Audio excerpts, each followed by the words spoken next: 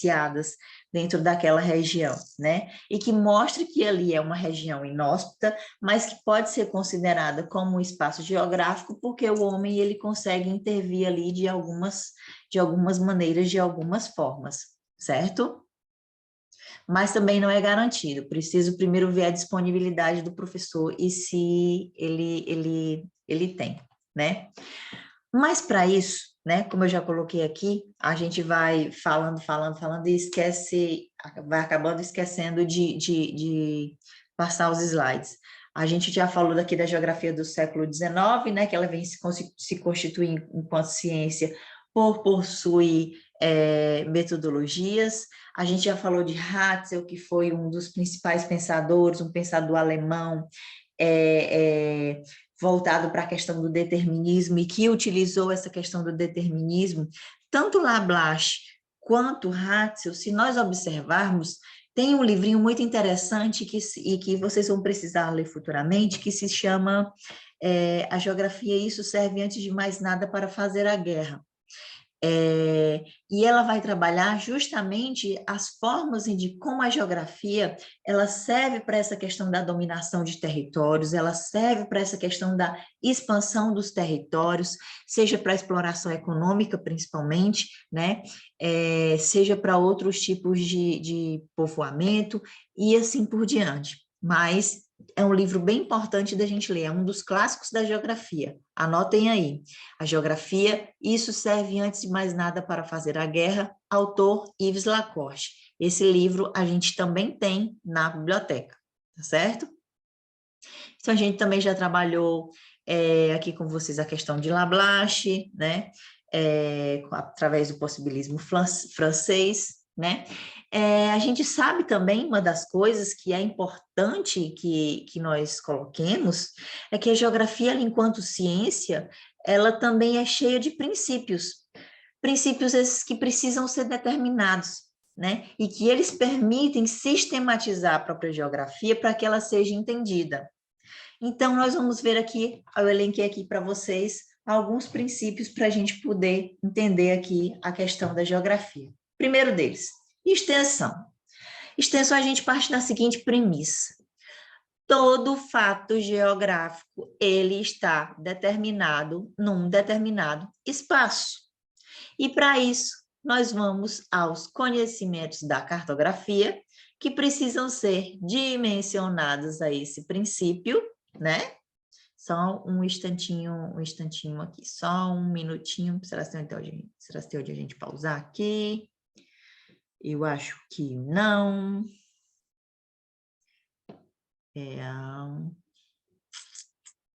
Stop?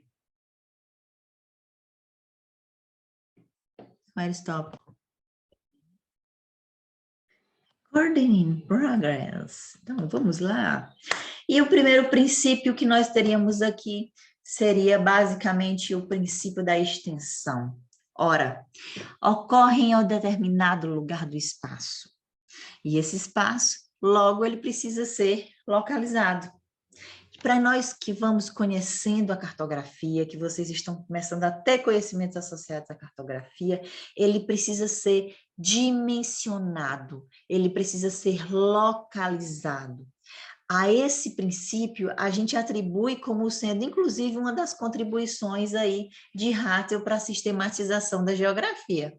Por quê?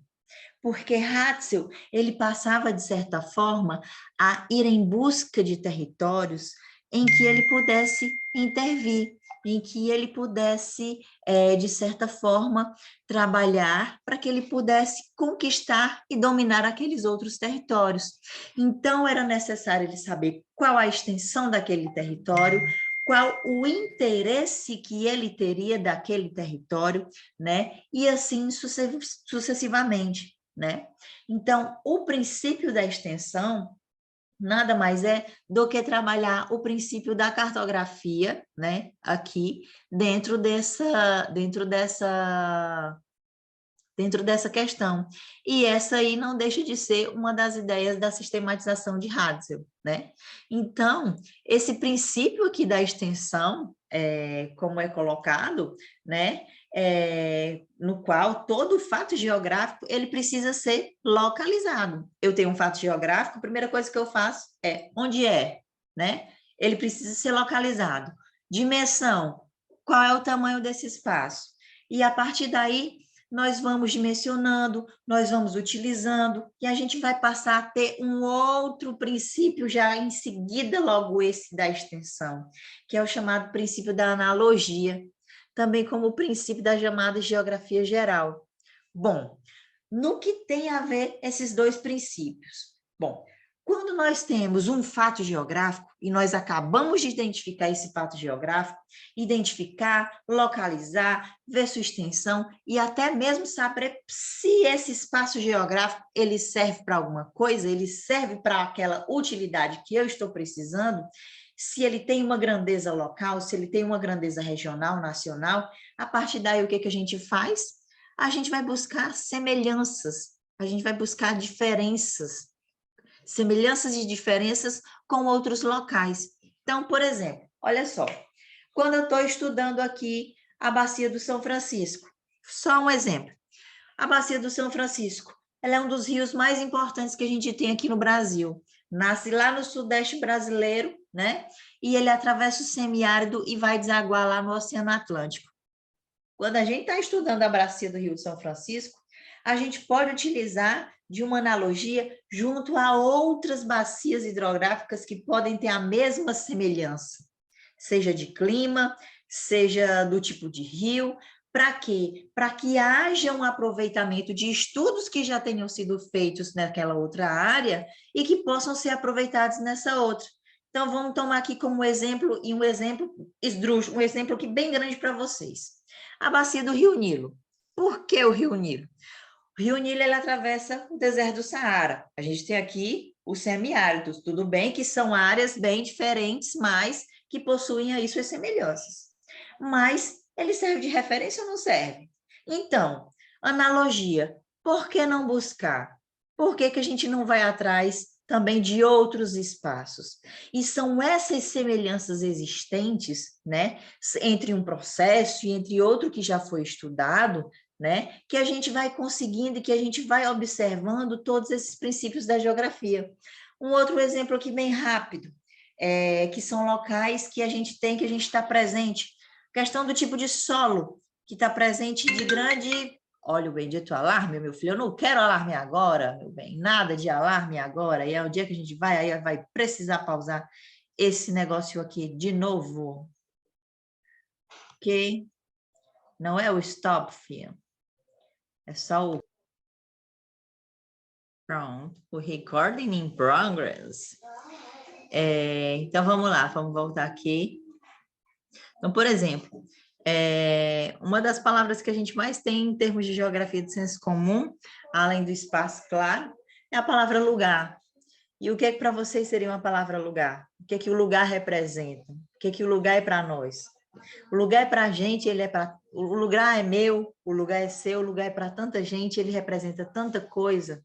É uma categoria espacial que representa, tem tantos tipos de representatividade, tem tantos tipos de sentimentos envolvendo, que inclusive o principal deles são os chamados laços de afetividade. Um grande exemplo, na cidade onde tu mora, na cidade onde é que tu foi criado, a pracinha que tu costumava brincar, a pracinha que tu costumava jogar, a pracinha que tu costumava andar de bicicleta, a pracinha que tu costumava brincar de elástico, a calçada que tu costumava brincar de pedra, daqueles negocinhos, joga pedra, joga 5 pedras, não sei o quê, e aí assim por diante, né? Não é só uma cidade, um lugar não é só uma cidade, um lugar não é só um bairro. Ele representa uma cidade, ele representa um bairro, ele representa o sentimento que você tem por aquela cidade, por aquele bairro. Representa o sentimento que você tem por aquela casa, por aquele lar. Ele representa laços, né? Então, nesse lar que as pessoas constroem, que vocês conseguiram construir com o lar de vocês, né? Ali existe uma relação. não de muita proximidade, talvez, entre as pessoas que estão ali, mas com os objetos que estão ali, a própria casa em si. Então, o lugar, ele é todo e qualquer espaço geográfico. E ele é parte desse espaço geográfico maior, né? Ele é todo e qualquer espaço. Ele é todo e qualquer espaço, podendo ser maior, podendo ser menor. Geralmente, eles são espaços pequenos, onde nós mantemos certas relações de afetividade, entendeu? Uma outra característica aqui, que eu posso colocar bastante trabalhada, né?